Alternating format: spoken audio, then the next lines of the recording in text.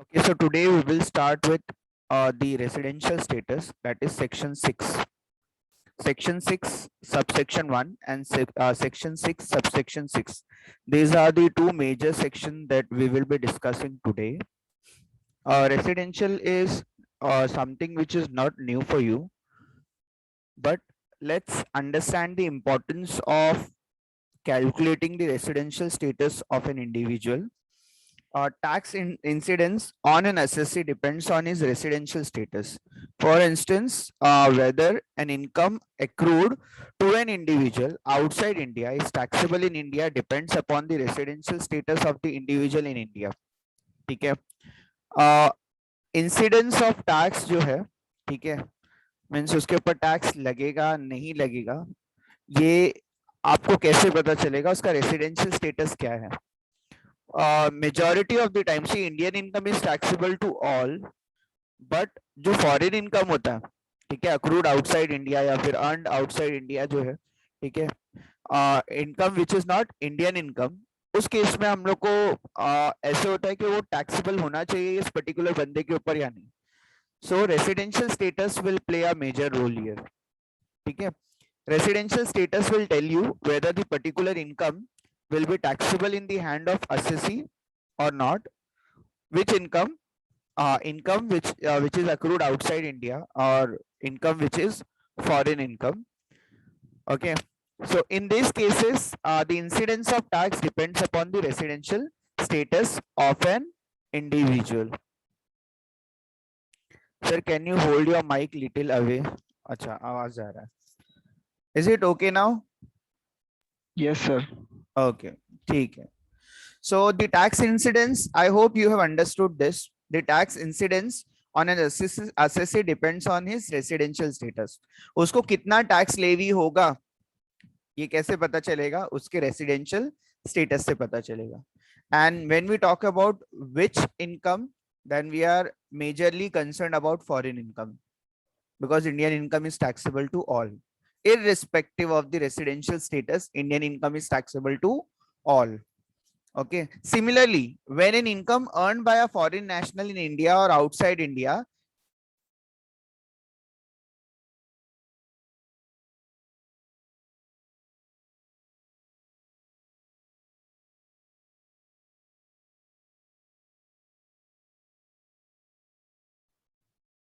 okay. Similarly, whether an income earned by a foreign national in India or outside India is taxable in India depends on his residential status of the individual rather than on his citizenship. So when we talk about citizenship, it is different. When we talk about residential status, it is different. Okay. So to paying tax in India depends on the residential status and not on the citizenship.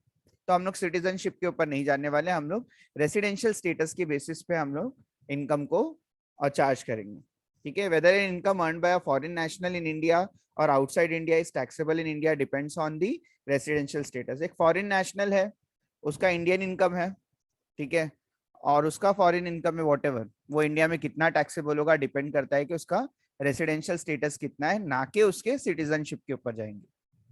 So overall we are talking about residential status, and residential status depends on the number of stay in India. ठीक है, rather than हम लोग citizenship की बात नहीं करेंगे. तो हो सकता है कि आपका फॉरेन नेशनल जो है वो इंडिया में ज्यादा टैक्स पे कर रहा है, ठीक है, इंडियन जो है शायद इंडिया में टैक्स पे ही ना करे उस पर्टिकुलर इनकम के ऊपर, ऐसे भी हो सकता है. सो सिटीजनशिप की यहाँ पे बात नहीं कर रहे. And citizenship and residential status, these two concepts are totally different. In tax, we are talking about residential status. Therefore, the determination of residential status of a person is very significant in order to find out his tax liability. किसी की भी tax liability find out करने के लिए residential status जो होता है वो बहुत important होता है. ठीक है, टाइप क्या है रेसिडेंशियल स्टेटस इंडिविजुअल के? वैसे जनरली दूसरे कैटेगरी में आप देखेंगे तो resident and non resident he, resident या फिर नॉन रेसिडेंट ही होगा. ठीक है, but in case of individual और एचयूएफ ये तीन कैटेगरी आपको समझ में आती है.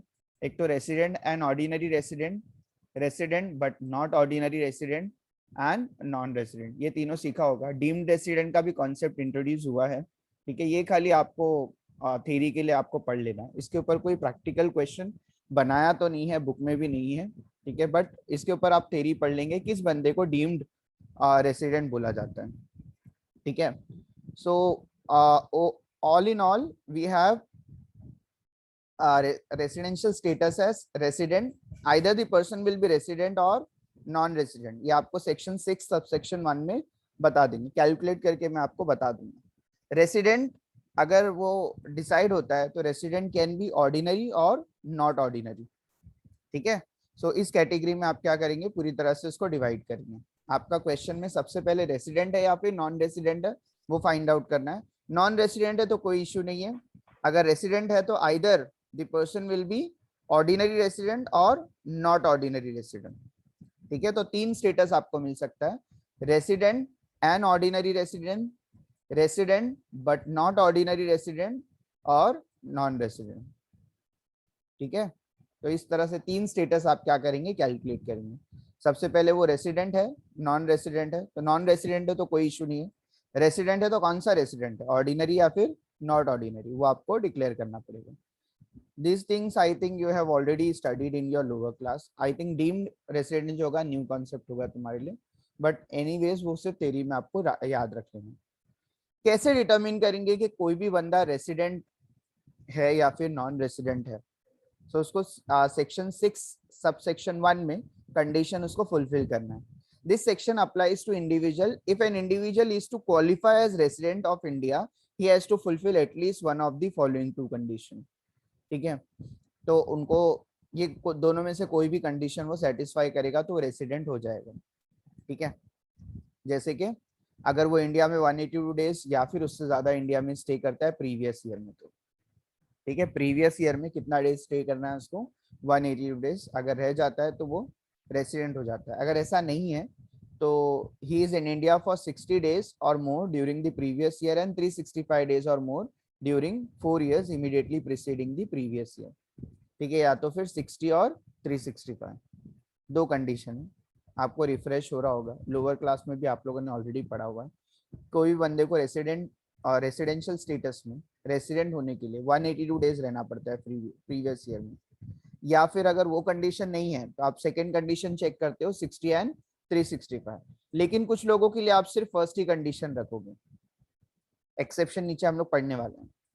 कुछ लोगों के लिए सिर्फ फर्स्ट कंडीशन एप्लीकेबल है, ये वाली कंडीशन एप्लीकेबल नहीं है कुछ लोगों के लिए, ठीक है। तो आप सेकंड कंडीशन कुछ लोगों के लिए चेक नहीं करोगे, किसके लिए, N Indian citizen who leaves India for in the previous year for the purpose of employment, एक ऐसा इंडियन जो इंडिया के बाहर जा रहा है एम्प्लॉयमेंट पर्पस के लिए, ठीक है।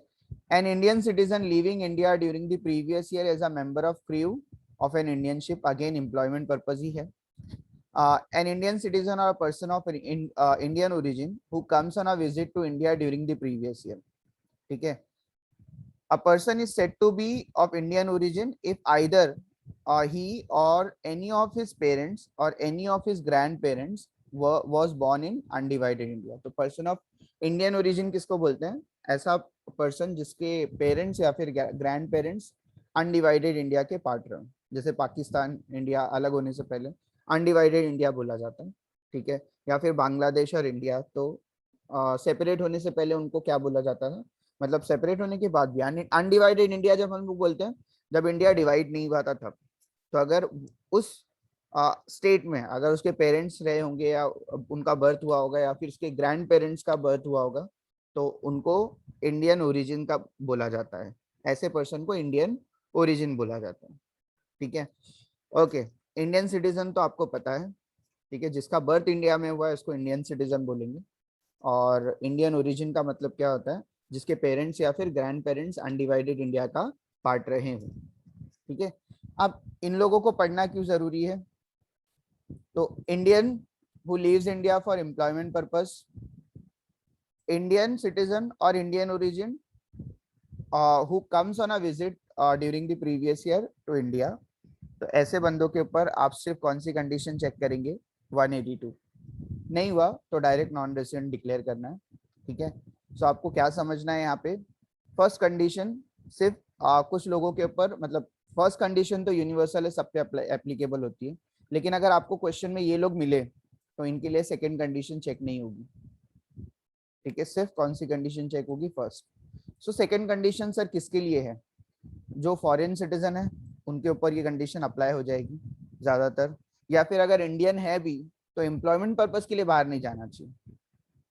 ठीक है, या फिर इंडियन ओरिजिन से है तो विजिट के लिए इंडिया में नहीं आ रहा हो, ऐसे बंदे के लिए आप सेकंड कंडीशन चेक कर सकते हो। मेजोरिटी ऑफ द टाइम आप ये जो कंडीशन है वो सिर्फ फॉरिनर्स जो होते हैं या फॉरेन सिटीजन है उनके लिए चेक करेंगे, ये 60 और 365, क्योंकि उनको इतनी जल्दी डिक्लेयर नहीं करना नॉन रेसिडेंट। नॉन रेसिडेंट आपने डिक्लेयर कर दिया तो वो लोग सबसे कम टैक्स पे करेंगे। अगर कोई भी नॉन रेसिडेंट है तो सबसे कम टैक्स पे करता है, ऑर्डिनरी किया तो सबसे ज्यादा टैक्स पे करेगा।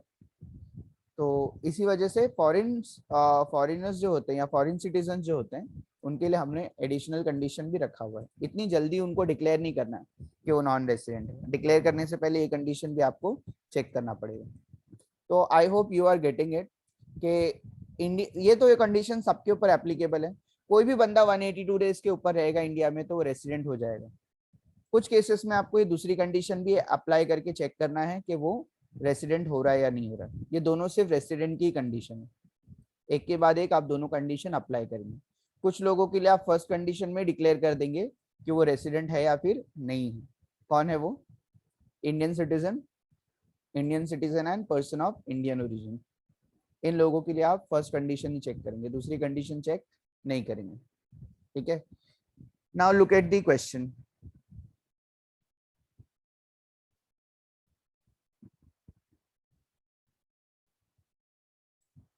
आई होप क्वेश्चन दिख रहा होगा। मैं इसको डाउनलोड कर लेता हूँ, जूम करते हैं थोड़ा। Okay, mister Vilas was born in India. तो मुझे बताओ ये कौन सा सिटीजन है?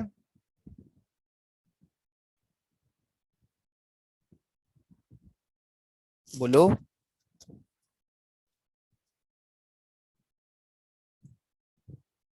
इज इट वेरी डिफिकल्ट और आपको पार्टिसिपेट ही नहीं करना? No sir, non resident. नहीं, ये कौन सा सिटीजन है? सिटीजन कौन सा? क्या दिया है? Mister Vilas was born Indian in sir, India. Born in India. हाँ, तो ये इंडियन सिटीजन। ठीक है, he left India in February 2013 and came back to India on only on 1st September 2020. What will be the residential status for the year ended 31st March 2021? पहले तो ये दिया नहीं है कि ये लेफ्ट इंडिया क्यों है, for the purpose of employment है या नहीं। नाउ अब नहीं है तो आप मतलब एज्यूम कर सकते हैं कि ये जो है वो जॉब पर्पस के लिए बाहर गया था या एम्प्लॉयमेंट पर्पस के लिए बाहर गया था। ठीक है, वैसे आप एजम्पशन ये भी कर सकते हैं कि वो एम्प्लॉयमेंट पर्पस के लिए नहीं जा रहा है, ऐसा भी हो सकता है। तो डिपेंड करता है कि आप क्या एजम्पशन करते हैं, उसके हिसाब से आप कौन सी कंडीशन वहां पे अप्लाई करेंगे वो भी रहता है। ठीक है, इसको सॉल्व कैसे करना है? एक वर्ड डॉक्यूमेंट लेता हूँ,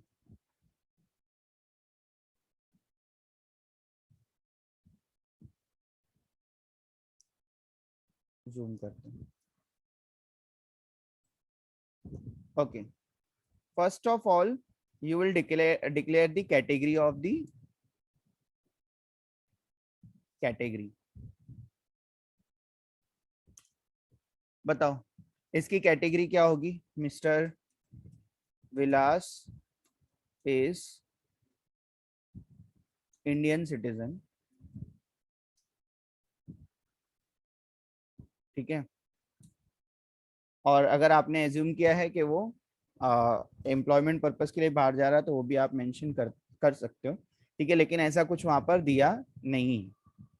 ठीक है, क्योंकि ये चीज याद रखना, अगर वो एम्प्लॉयमेंट पर्पस के लिए बाहर जाएगा तो उसको सिर्फ फर्स्ट कंडीशन एप्लीकेबल होगी, second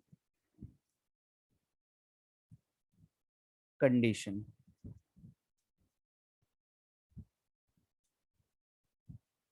he will be resident in India if he stay in India for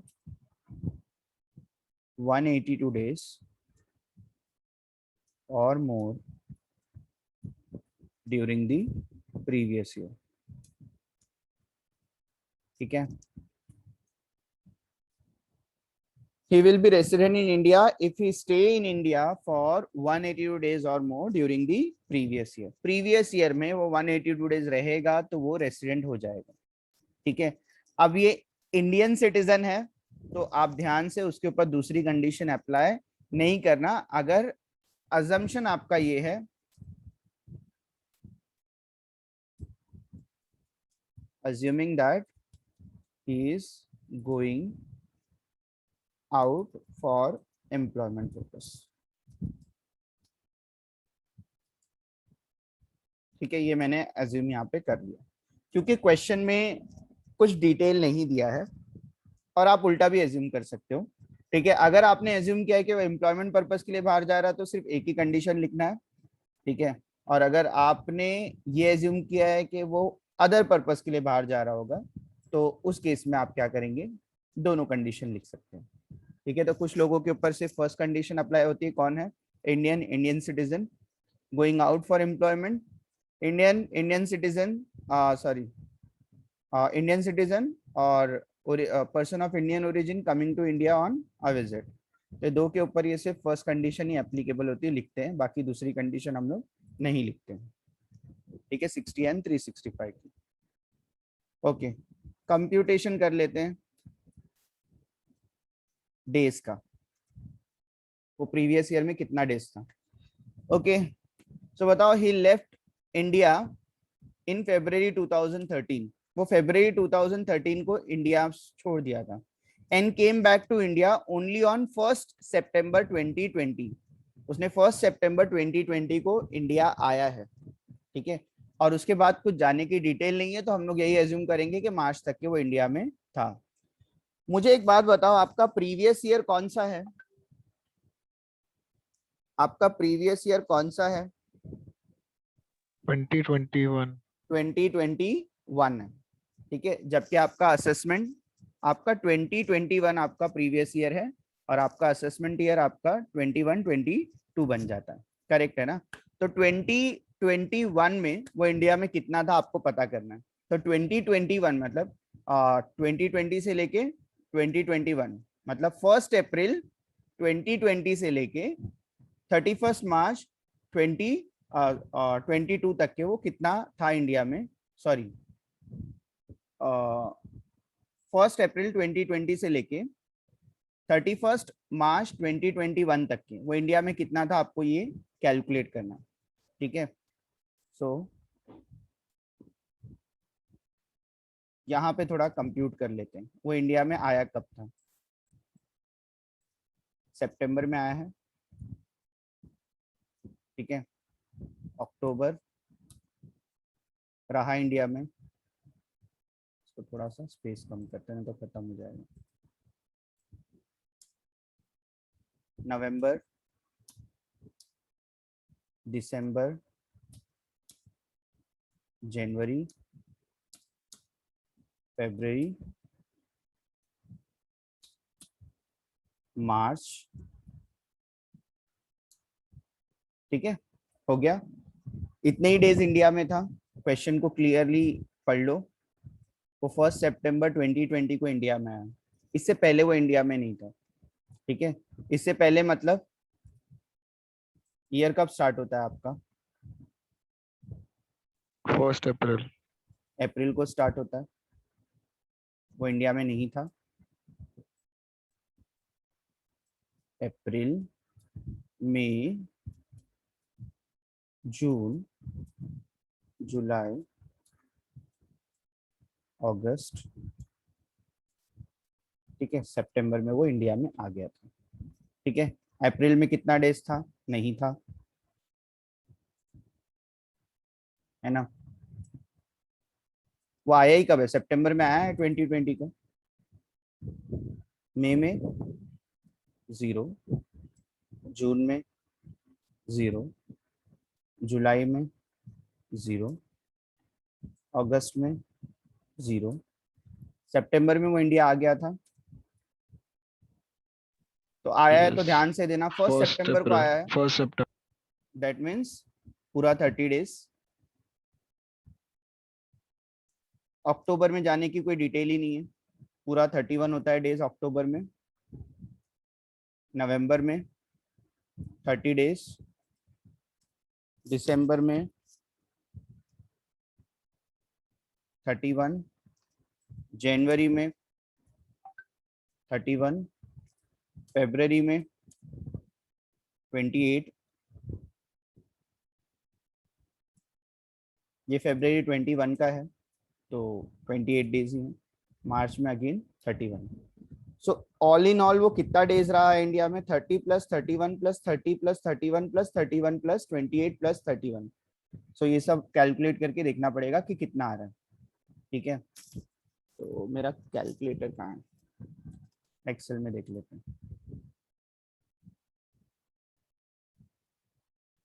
ठीक है, 30 plus 31 plus 30 plus 31, sorry 31, then 28 and last one 31। ठीक है, ऐड कर लेते हैं।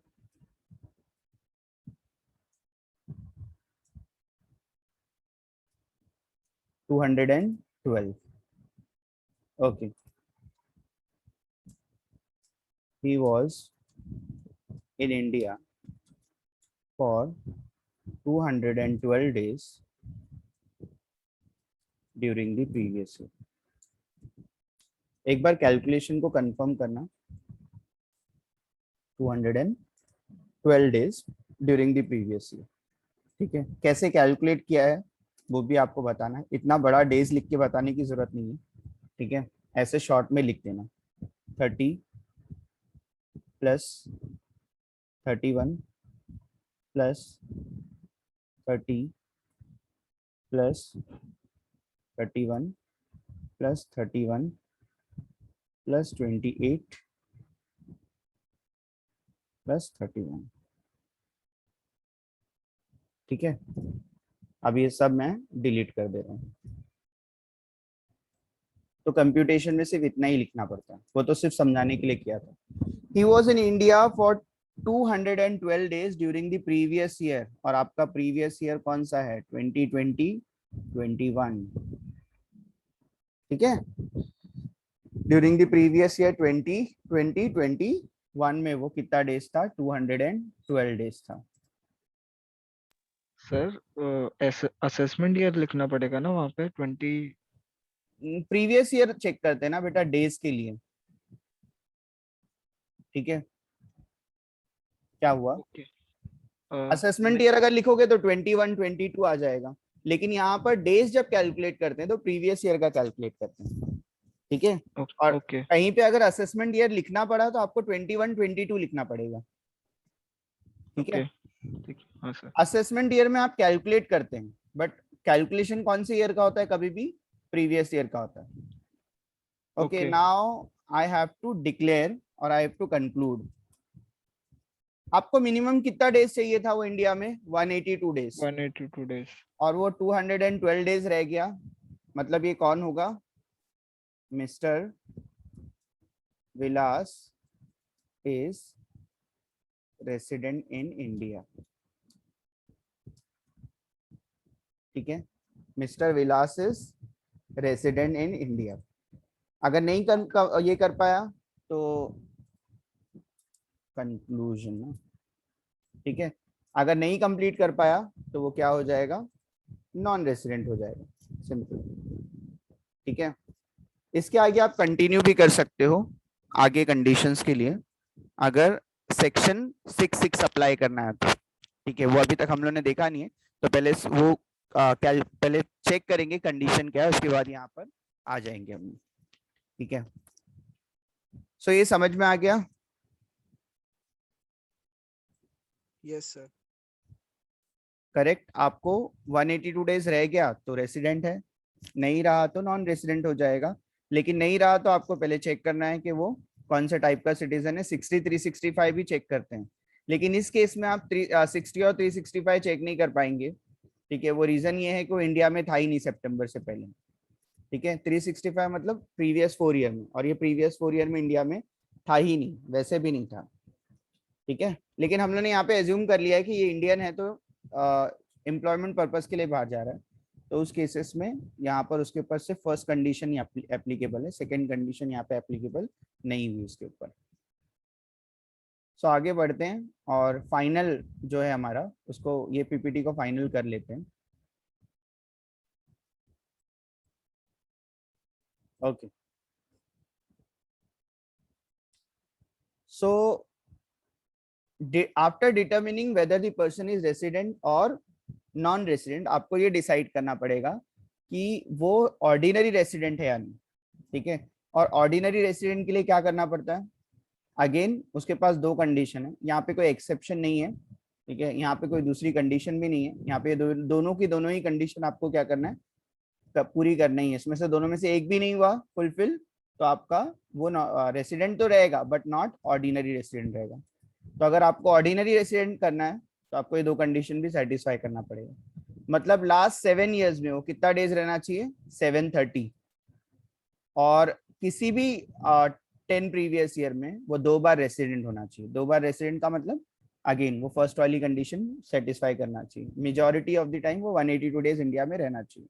ठीक है, अभी इस केस में ये जो क्वेश्चन है, इस केस में आप इसको अप्लाई करेंगे।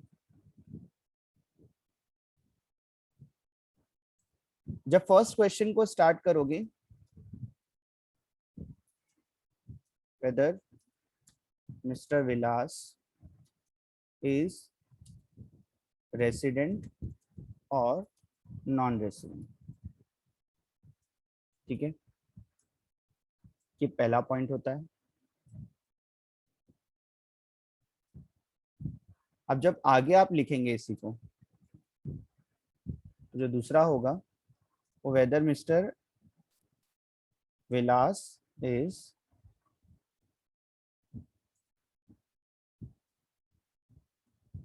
ऑर्डिनरी रेसिडेंट और नॉट ऑर्डिनरी रेसिडेंट। ठीक है, अब आप ये चेक करेंगे, डायरेक्ट कंडीशन से स्टार्ट करना।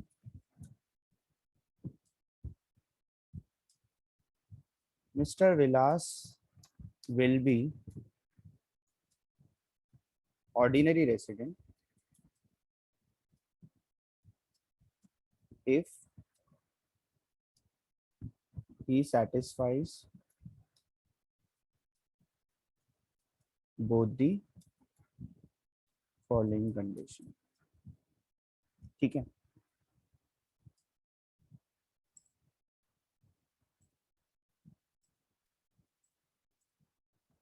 तो कौन सी दो कंडीशन है उसके लिए, नंबर 1,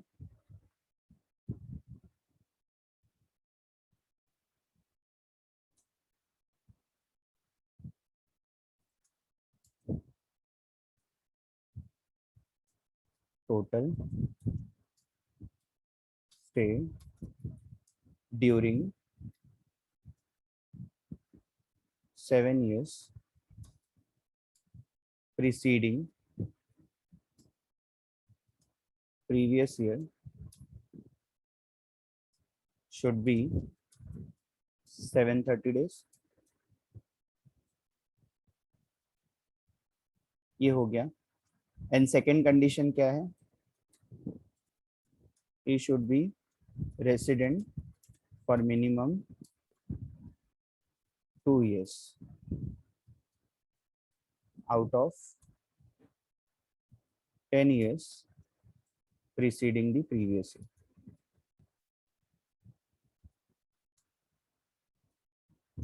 ठीक है, यहाँ पे दो ही कंडीशन है जो कि आपको सेटिस्फाई करनी है। कंप्यूट कर लो।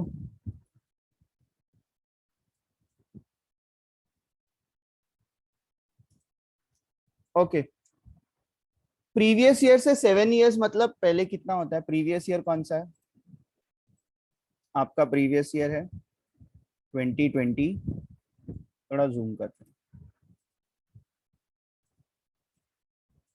हाँ 2020, 21 है ना, यही है ना आपका प्रीवियस ईयर।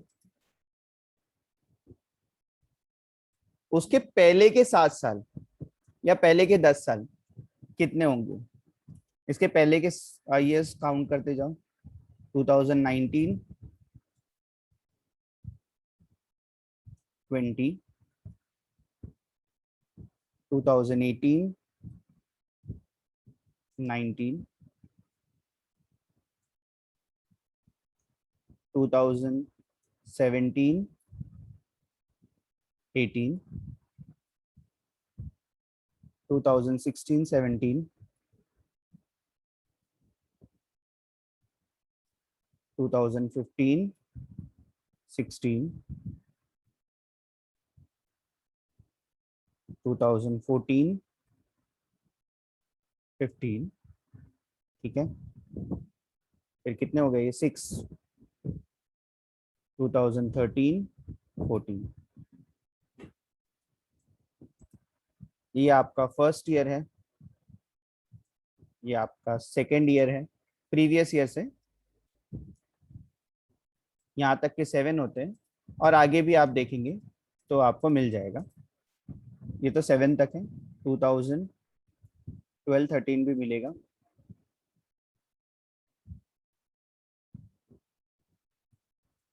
2011, 12 भी मिलेगा और फिर 2010, 11 भी मिलेगा।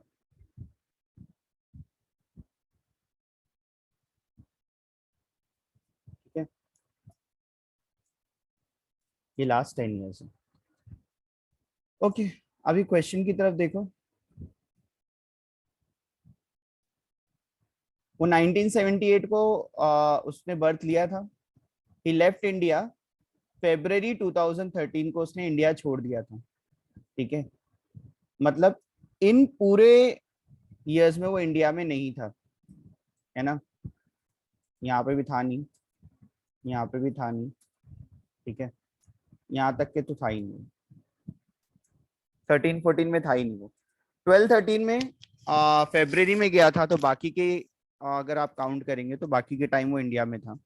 ठीक है, यहाँ पर पूरा 365 था वो, यहाँ पर भी पूरा 365 था वो। यहाँ पर भी अगर आप फेब्रवरी के डेज माइनस कर देंगे, 365 माइनस फेब्रवरी के डेज कितने होते हैं? 28, और मार्च के कितने होते हैं? 31, है ना। 2012 वॉज अ लीप ईयर, नहीं 11, 12 होगा, तो ये बराबर। दो चीज माइनस कर दो क्योंकि वो फेब्रवरी में चला गया था 13 में, तो फेब्रवरी और मार्च इंडिया में नहीं था, तो इस ईयर वो 306 डेज था, और ये लीप ईयर है इसलिए 366 होगा। लीप ईयर पता है ना आप किसको बोलते हैं? लीप ईयर में फेब्रवरी में 29 डेज होते हैं। ठीक है, अब अगर आपको चेक करना है कि लास्ट 7 ईयर्स में वो कितना था, तो लास्ट 7 ईयर्स में वो कितना डेज इंडिया में था, बोलो। 0। 0, ठीक है। क्या वो 2 बार रेसिडेंट था 10 सालों में? ये तीनों बार वो रेसिडेंट था, है ना। तो देखा जाए तो वो ये कंडीशन पूरी कर ले रहा है, बट वो 730 डेज वाली कंडीशन सेटिस्फाई नहीं कर पा रहा। ठीक है, तो उस केसेस में आप यहाँ पे मेंशन कर देंगे।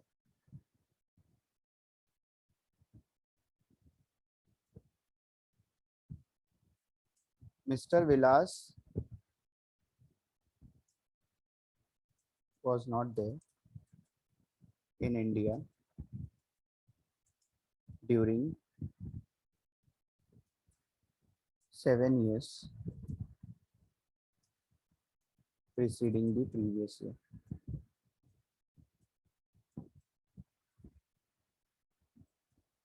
Hence,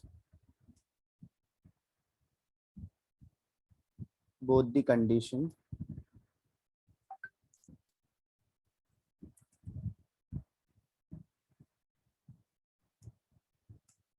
one condition is not satisfied,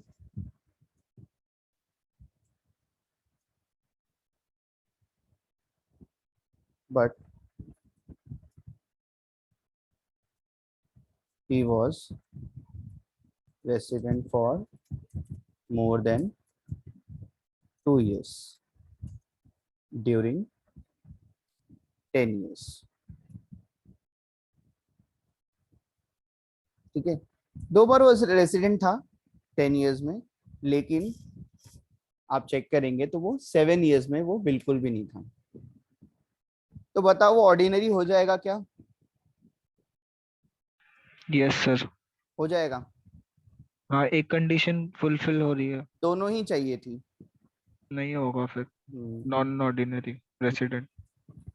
mister Vilas is resident, है ना, बट नॉट ऑर्डिनरी।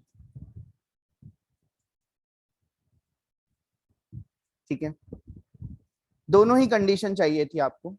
730 डेज तो हुआ नहीं, 2 बार रेसिडेंट तो हो जा रहा था वो। एक्चुअली 3 बार था वो रेसिडेंट। रेसिडेंट होने के लिए 180 डेज रहना चाहिए। वो 3 इयर्स में, 3 इयर्स में था वो, more than 82।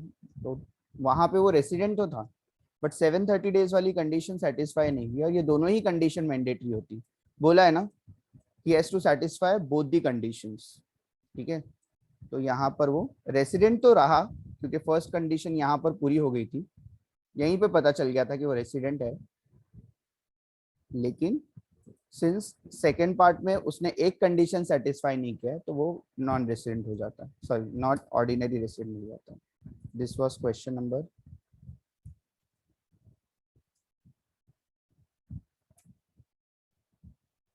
Question number 3.19।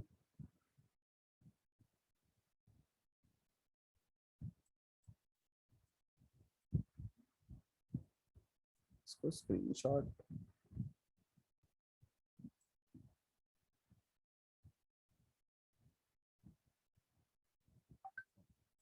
Snip कर लेता हूँ मैं।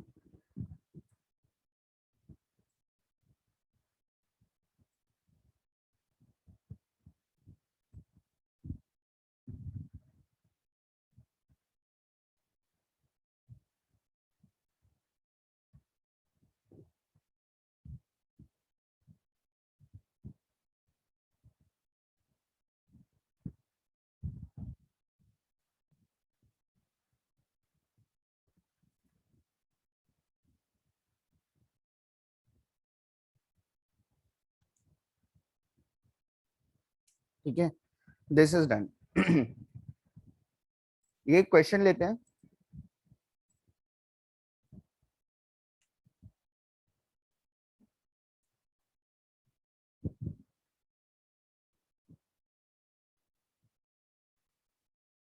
क्वेश्चन थोड़ा सा पुराना है ना, नहीं बराबर है, ठीक है।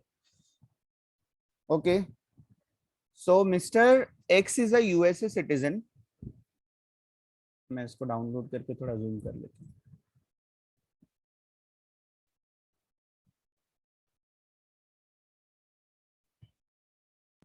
Okay, Mr. X is a USA citizen. He came to India on October 15, 2020। ठीक है, तो सबसे पहले कैलकुलेट करते हैं प्रीवियस ईयर में कितना था वो इंडिया में, बाद में उसकी 10 इयर्स की हिस्ट्री पे जाएंगे।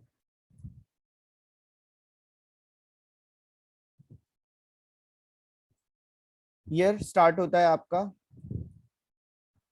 अप्रैल 2020 से। ठीक है, अप्रैल 2020 से स्टार्ट होता है, और अप्रैल, मई, जून, जुलाई, अगस्त, सितंबर, अक्टूबर, नवंबर, दिसंबर, जनवरी, फरवरी एंड मार्च। ठीक है, इस स्पैन में, और ये मार्च कौन सा है आपका, 21 का मार्च। ठीक है, ये पूरा आपका प्रीवियस ईयर है। ओके, चेक करेंगे। Mister X is a USA citizen. He came to India on October 15। मुझे बताओ कि वो अप्रैल में इंडिया में था या नहीं था? नहीं था सर, नील। तो नील कर देते हैं। यस। कहाँ तक के वो इंडिया में नहीं है? अक्टूबर सितंबर सितंबर तक तो तक। नहीं है, अक्टूबर में वो इंडिया में आ गया है। कितना डेज इंडिया में नहीं था वो अक्टूबर में? 15 दिन। 15 दिन इंडिया में नहीं, 15 डेज इंडिया में नहीं था। 14। 14। 14। तो अगर कितने डेज था इंडिया में अगर आपको कैलकुलेट करना पड़े, तो टोटल 31 डेज होते हैं, जिसमें से 14 डेज वो इंडिया में नहीं था। 16। 17। ओके। ठीक है, सो ये चीज ध्यान देना है आपको, ध्यान से। ठीक है, एक तो अक्टूबर में 31 डेज है, और दूसरा वो 14 डेज तक के इंडिया में नहीं था। जिस दिन इंडिया टच किया, जिस दिन इंडिया में उसका अराइवल है, वो डे भी काउंट कर लेना है आपको। ठीक है, सो 15 को आया, दैट मीन्स 14 तक के इंडिया में नहीं था वो। तो 14 माइनस कर दो, या फिर अगर कैलकुलेट करना है तो आप 15 से कैलकुलेट करना स्टार्ट करो। तो 15, 16, 17, 18 कैलकुलेट करेंगे, 31 तक के 17 डेज हो जाएगा। अब नवंबर में जाने की कोई डिटेल नहीं, जाने की कोई डिटेल है क्या? वो 31 मार्च तक के था बोल रहे हैं। ठीक है, तो आप कैलकुलेट करना स्टार्ट करो। नवंबर में 30 डेज होते हैं, दिसंबर में 31 डेज होते हैं, जनवरी में 31 डेज होते हैं, फेब्रवरी में 28, और मार्च में 31। आप कैलकुलेट करेंगे कि कितना हो रहा है। 168। ठीक है, अब ये यूएसए सिटीजन है, इंडियन सिटीजन तो है नहीं। इसके ऊपर दो कंडीशन अप्लाई कर सकते हो आप। कहाँ गया नोट्स? इस पे दो कंडीशन एप्लीकेबल है, सिर्फ इंडियन और इंडियन ओरिजिन के ऊपर नहीं है ना, बाकी दोनों के ऊपर आप दो कंडीशन अप्लाई कर सकते हो। इतनी जल्दी इसको नॉन रेसिडेंट डिक्लेयर नहीं करना है। 182 नहीं हुआ तो चेक करो 60 और 365 में फॉल होता है क्या वो। ठीक है, अगर ये इंडियन और इंडियन ओरिजिन होता तो सिर्फ एक ही कंडीशन में उसको निपटा देना था, रेसिडेंट था या फिर नॉन रेसिडेंट था वहीं पे डिक्लेयर हो जाता। बट यहाँ पर क्योंकि वो यूएसए सिटीजन है, उसके लिए दूसरी कंडीशन भी रेडी है। इतनी जल्दी छोड़ना नहीं है। ठीक है, किसको? जो नॉन इंडियन सिटीजन है उसके लिए। एक और एक शीट ले लेते हैं। सबसे पहले चेक करेंगे whether Mister X is resident और नॉट। ठीक है, रेसिडेंट है या नहीं वो हम लोग चेक कर लेंगे पहले।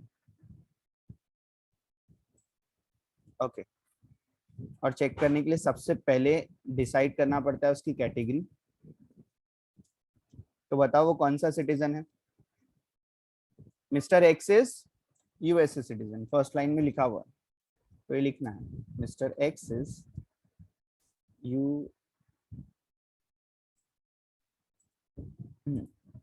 यूएसए सिटीजन, बराबर।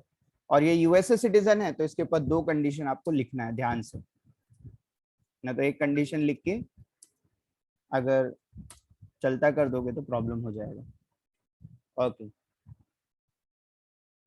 Mister x will be resident in India if he satisfy any of the following condition। इससे पहले एक ही कंडीशन लिया था, क्या रीजन था? वो इंडियन था। ठीक है, अभी मैं दो कंडीशन लिखने वाला हूं, दोनों में से कोई भी एक कंडीशन सेटिस्फाई हो गई तो वो क्या हो जाएगा? रेसिडेंट हो जाएगा। तो दोनों में डिफरेंस समझ लो कि पहले वाले में एक क्यों लिखा था और आप दो क्यों लिख रहे हैं हमने। ठीक है, he should stay in India for minimum 182 days during previous year। ये हो गया। ठीक है,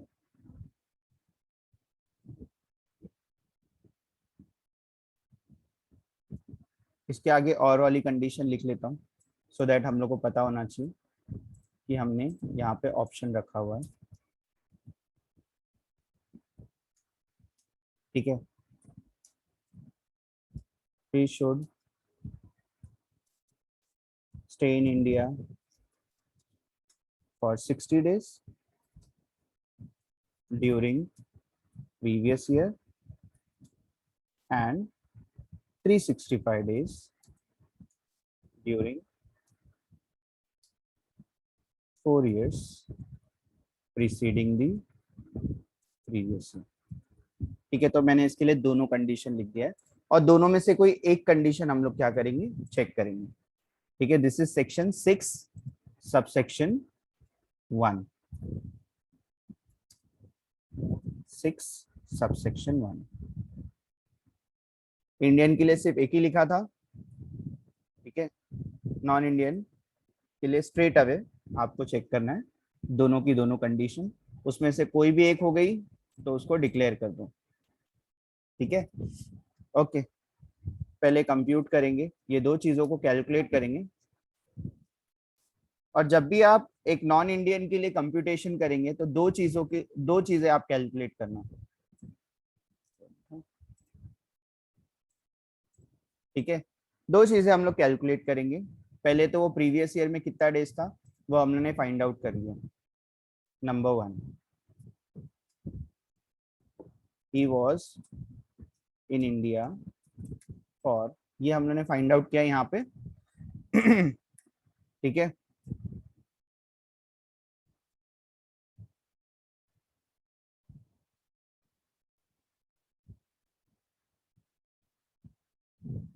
he was in India for 168 ना, 168 days during the previous year। ये पहले हो गया। यहाँ पर उसका कैलकुलेशन दिखाना है तो आप दिखा सकते हैं, क्योंकि अक्टूबर में आया तो अक्टूबर के 17 डेज प्लस नवंबर 30 प्लस दिसंबर 31 प्लस जनवरी 31 प्लस फरवरी 28 प्लस मार्च 31। ठीक है, तो अब मैं ये डिलीट कर देता हूँ क्योंकि वहां पे मेंशन कर दिया। ये था प्रीवियस ईयर में।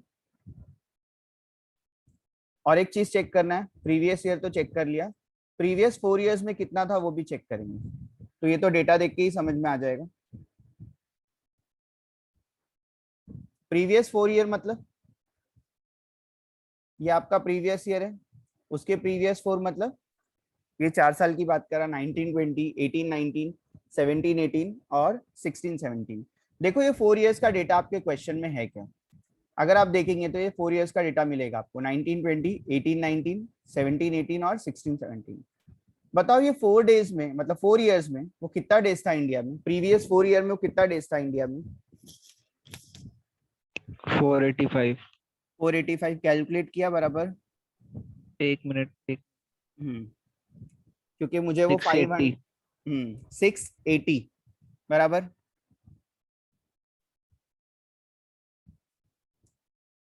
He was in India for 680 days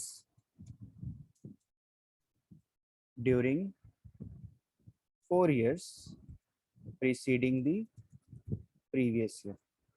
ठीक है, तो यहाँ पर हम लोग उसका कैलकुलेशन दिखा देंगे कि प्रीवियस 4 ईयर हम लोगों ने कैसे कैलकुलेट किया। So it is 200 plus 100 plus 185 plus 195। ठीक है, इस तरह से हम लोगों ने कैलकुलेट किया है इसको। ओके, सो ये कंडीशन सेटिस्फाई नहीं कर पाया, ऑप्शन है हमारे पास दूसरी कंडीशन, क्या वो सेटिस्फाई करता है? दैट मीन्स प्रीवियस ईयर में 60 डेज रहना था उसको minimum,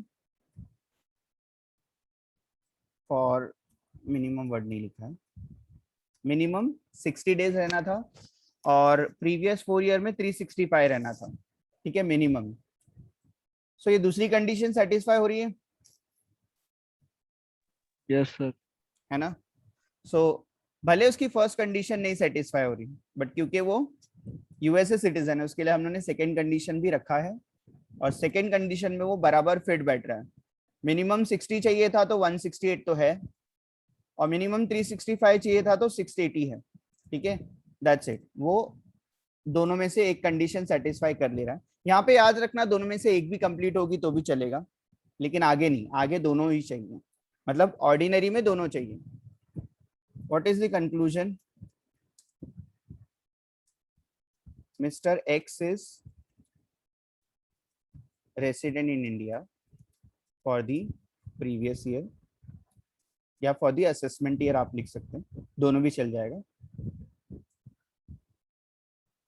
for the assessment year 2021-22, ठीक है। तो दिस इज योर कैटेगरी, तो यूएसए सिटीजन था। कंडीशन दोनों अप्लाई होगी, कंप्यूटेशन में बताना है कि वो प्रीवियस ईयर में कितना था, प्रीवियस 4 ईयर में कितना था, बिकॉज दोनों कंडीशन सेटिस्फाई हुई, दोनों कंडीशन एप्लीकेबल है, ठीक है। एक होती तो एक ही का कैलकुलेशन करना है, और अल्टीमेटली अगर दोनों में से कोई भी एक कंडीशन सेटिस्फाई हो जा रही है तो कंक्लूजन में लिखना है कि वो रेसिडेंट है, नहीं है तो नॉन रेसिडेंट डिक्लेयर करके क्वेश्चन यहीं पे खत्म हो जाता है, ठीक है। अब इसको रेसिडेंट हुआ है तो ये भी चेक करना पड़ेगा whether Mister X is ordinary resident और not, section 6 subsection 6।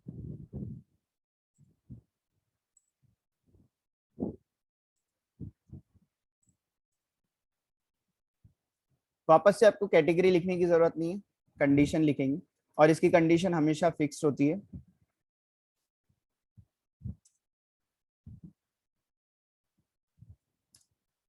Mister x will be ordinary resident if he satisfies both the following condition, ठीक है। if he satisfies both the following condition, दोनों कंडीशन चाहिए यहाँ पे, ये चीज ध्यान देंगे। Condition number 1 says he should be in India for 730 days. कब?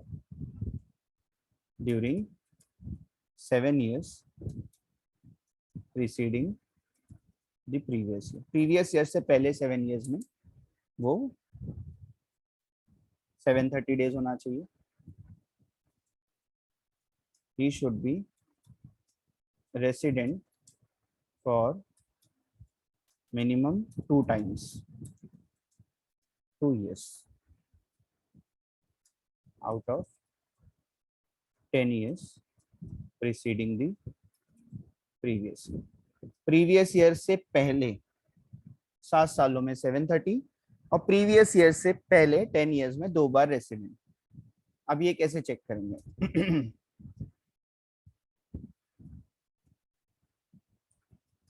अब ये तो 2 चीजें आपको बताना पड़ेगा। 730 डेज था या नहीं 7 इयर्स में, तो चेक करो।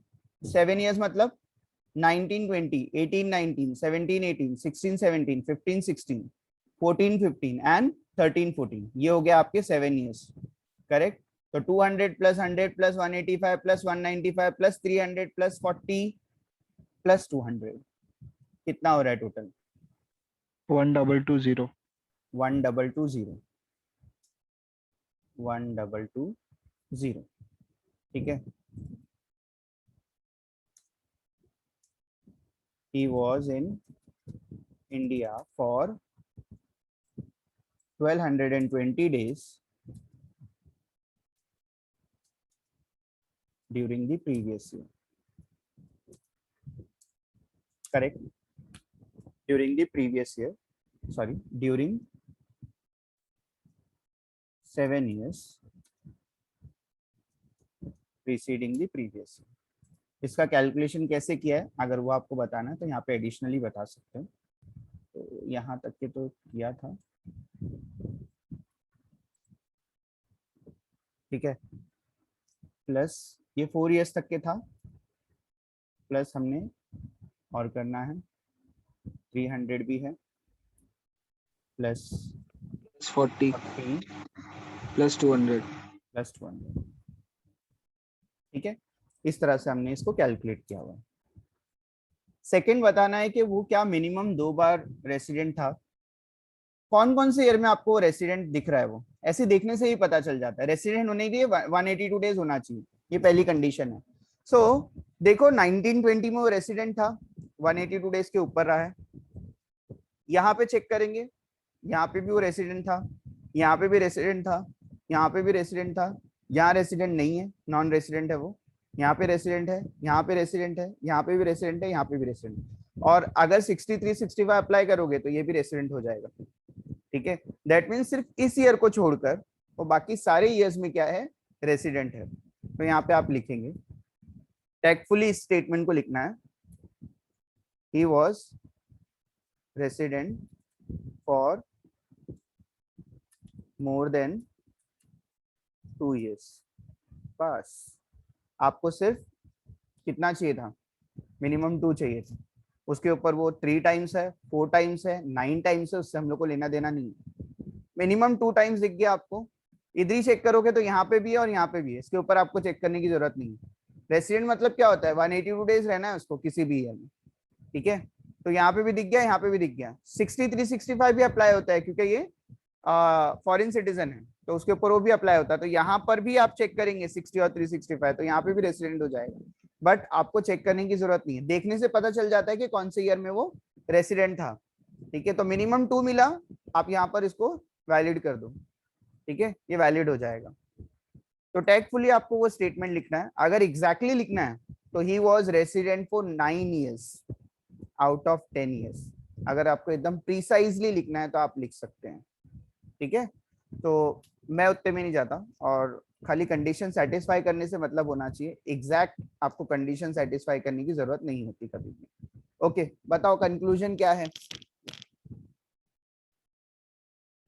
He is an ordinary resident. Correct. Mister X is resident and ordinary resident.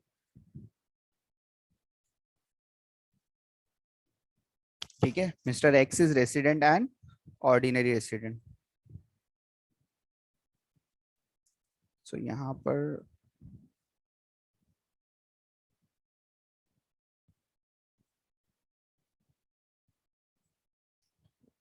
ठीक है, सो ये एक साथ में आएगा, नहीं आ रहा है, थोड़ा सा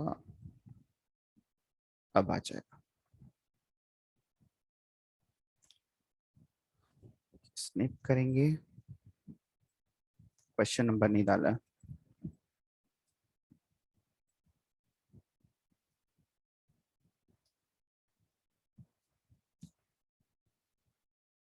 three 3.22।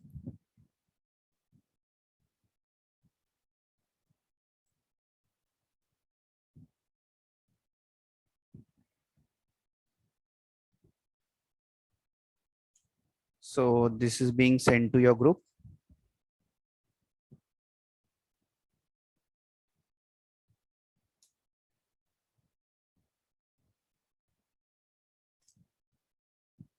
Okay, any doubt, any question, any concern, anything? No, sir. So थोड़ा सा जो थ्योरी पार्ट रह गया वो भी थोड़ा कंप्लीट कर लेते हैं, then we will wind up.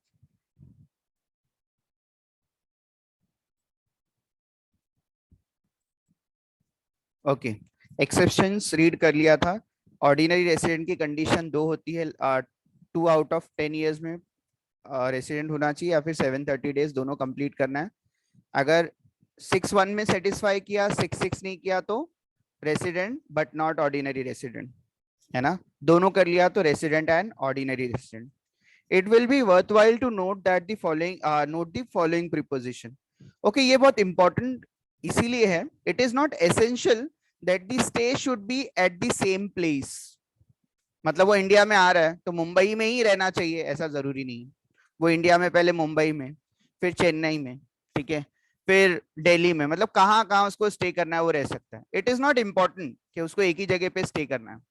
मतलब आप डेज जब कैलकुलेट करेंगे तो कहीं पे भी आ सकता है, उससे हम लोग को लेना देना नहीं है। Similarly the place of stay और the purpose of stay is not material. ठीक है, पिछली बार वो किसी पर्पस के लिए आया था, दूसरी बार वो किसी पर्पस के लिए आया था, ये इंपॉर्टेंट नहीं है, है ना। वो किसी भी पर्पस के लिए इंडिया में आ सकता है, आप उसका डेज कैलकुलेट कर सकते हैं. Okay, where a person in India is in India only for a part of a day, the calculation of physical presence in India in respect of such broken period should be made on an hourly basis.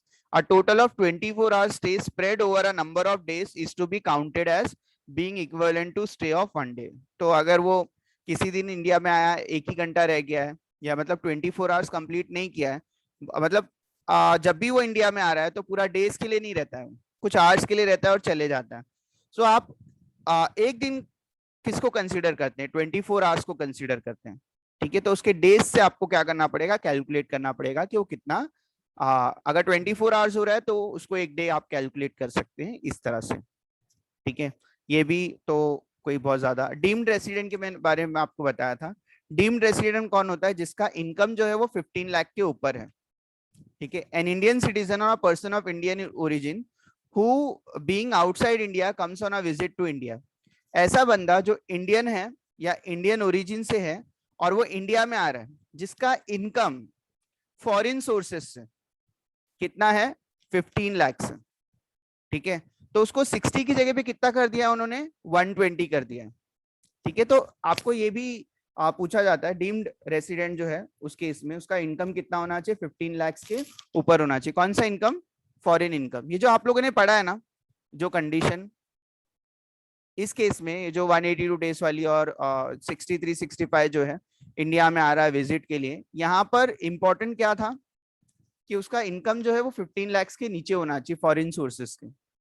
ठीक है, अगर वो Indian citizen है या Indian origin से है, उसका income अगर 15 लाख के ऊपर है, तो यहाँ पे बोल दिया है an individual being an Indian citizen having total income other than income from foreign sources exceeding 15 lakhs during the previous year would be deemed to be resident but not ordinary resident. तो उसको deemed to be resident but not ordinary resident आपको क्या करना है? Declare करना है. सिर्फ उसके इनकम के ऊपर है. हम लोग जितना भी कैलकुलेशन अब तक के किया था वो 15 लाख के नीचे वाले के लिए. 15 लाख के ऊपर जाएगा, ठीक है, तो उसको 120 और 60 वाली कंडीशन आपको चेक करनी है. ठीक है, उसके बाद उसको डिक्लेयर भी करना है कि वो क्या है? Resident but not ordinary resident. बस इसका थ्योरी पार्ट है, इसके ऊपर कोई प्रैक्टिकल इम्प्लीकेशन नहीं रहेगा आपका. Residential status of a company, कभी भी इंडियन कंपनी क्या होती है? रेसिडेंट होती है. ठीक है, foreign companies are resident in India only if the in the previous year control and management affairs is situated wholly in India. ठीक है, तो फॉरेन कंपनी इंडियन हो सकती है, मतलब रेसिडेंट इंडिया हो सकती है, लेकिन उसका कंट्रोल कहाँ से होना चाहिए? इंडिया से होना चाहिए. However, foreign company is treated as non-resident if during the previous year control and management of its affair is either wholly or partly situated in India. However, foreign company is treated as non-resident if during the previous year control and management of its affair is either wholly or partly. ये तो कुछ गलत हो गया है, ये बराबर है, मतलब दोनों स्टेटमेंट सेम ही है. अगर उसका कंट्रोल एंड मैनेजमेंट इंडिया से रहेगा तो वो क्या हो जाएगा? रेसिडेंट होना चाहिए, नॉन रेसिडेंट नहीं होगा. तो ये थोड़ा सा इसमें करेक्शन लगेगा यहाँ पे. ठीक है, तो ये करेक्शन करके मैं पीपीटी वापस से आपको भेज दूंगा. सिंपल सी चीज है, इंडियन कंपनी हमेशा रेसिडेंट होती है. ठीक है, फॉरेन कंपनी जो है वो इंडिया में रेसिडेंट तब होगी जब उसका अफेयर्स जो उसके मैनेजमेंट वगैरह होगा इंडिया से होगा, तो ही वो रेसिडेंट हो सकती है, अदरवाइज नॉन रेसिडेंट होती है. ठीक है, यहाँ पे वही बोलना चाह रहा है, अगर उसका मैनेजमेंट इंडिया से नहीं है तो वो क्या होगा? वो नॉन रेसिडेंट हो जाएगा. Simple. Indian company is always resident. Indian company is always resident. Foreign company को रेसिडेंट होने के लिए उसका मैनेजमेंट इंडिया से होना चाहिए, नहीं है तो वो नॉन रेसिडेंट हो जाएगी. HUF का कर्ता के हिसाब से डिसाइड करते हैं, जो अभी हम लोगों ने सेम कंडीशन अप्लाई किया वही है. ठीक है, thank you for listening. Any question? So, excuse me, sir, I have a question. Such questions will be going to ask in exam. If it is practical, आप बोल रहे हो अगर आपका प्रैक्टिकल आता है एग्जाम में तो आपको रहेगा ना ये, उस केस में रहेगा. So we will get this much of time to solve such type of question. No. Which pattern you are saying? If it is objective, so objective में आपको डेटा दिया रहेगा और डेटा के हिसाब से आपको इतना ही टाइम रहता है जितने टाइम के हिसाब से आप कैलकुलेट कर लो, इतना टाइम आपको मिलेगा एक क्वेश्चन के लिए, 1 मिनट में आप कैलकुलेट कर लो, ऐसा दिया होगा। ठीक है, इतने लेंदी क्वेश्चन आपको कहाँ पर आते हैं, मेन एग्जाम में आते हैं, जब आपको प्रैक्टिकल क्वेश्चंस रहता है। ये 15 मार्क्स के क्वेश्चंस होते हैं, ठीक है, 10 मार्क्स के क्वेश्चंस होते हैं, वहां पर आपको इतना सब कैलकुलेशन आ सकता है। ठीक है, जब क्वेश्चन आपको दिख रहे हैं, जो अभी जस्ट हम लोगों ने सॉल्व किया, तो 15 मार्क्स का क्वेश्चन है। ठीक है, आपके ही पेपर से 15 मार्क्स का क्वेश्चन है, तो 15 मार्क्स का क्वेश्चन मतलब आपको मोर देन 15 मिनट्स भी मिलते हैं उसके लिए। लेकिन अगर ये ऑब्जेक्टिव है, तो ऑब्जेक्टिव में आपको डायरेक्टली डेज दिया होगा, उसके हिसाब से आपको बताना है, कंक्लूजन देना है। ऑब्जेक्टिव का तो मैं प्रैक्टिस कराऊंगा, मेरे पास क्वेश्चन है। दी ओनली थिंग इज कि हम लोग का दूसरा चैप्टर हुआ नहीं है, आज सिर्फ हम लोग ने रेसिडेंशियल स्टेटस कंप्लीट किया है। ठीक है, स्कोप ऑफ इनकम है, इजी है स्कोप ऑफ इनकम। जैसे ही वो कंप्लीट हो जाएगा, तो आपको दोनों का सेट ऑफ ऑब्जेक्टिव क्वेश्चन आपको मिल जाएगा। मींस नेक्स्ट लेक्चर में आपको दोनों के ऑब्जेक्टिव क्वेश्चन मिल जाएंगे। ठीक है, तो ऑब्जेक्टिव क्वेश्चन में ये थोड़ा सा अलग पूछा जाता है, और जब आपका ऑफलाइन पेपर होता है, तो उसमें क्वेश्चन अलग से आते हैं, अलग होता है दोनों पैटर्न। जो हम लोग ने किया है वो ऑफलाइन पेपर के हिसाब से किया। ठीक है, okay. Thank you sir, thank you. हाँ, अगर ये ऑब्जेक्टिव है, मतलब आपका अगर पैटर्न अगर ऑब्जेक्टिव होने वाला है, तो आपको इतने बड़े बड़े क्वेश्चन नहीं दिया होगा। ठीक है, then they will give the number of days, और आपको एक छोटा सा क्वेश्चन हाँ। देंगे, जो कि आप ऐसे ही कैलकुलेट कर लो, और नंबर ऑफ डेज के हिसाब से आपको कंडीशन अप्लाई करना है। बहुत बड़े बड़े आपको डेज वगैरह के कैलकुलेशन नहीं दिए होंगे वहां पे। ठीक है, ओके, वो ऑब्जेक्टिव वाला But पार्ट sir, में probably they will, बोलो। yeah sir, probably they will hold the exam in MCQ pattern only. हाँ, तो एमसीक्यू पैटर्न में आपको इतने बड़े क्वेश्चन नहीं होंगे। हाँ, that was I was asking. हाँ हाँ, एमसीक्यूज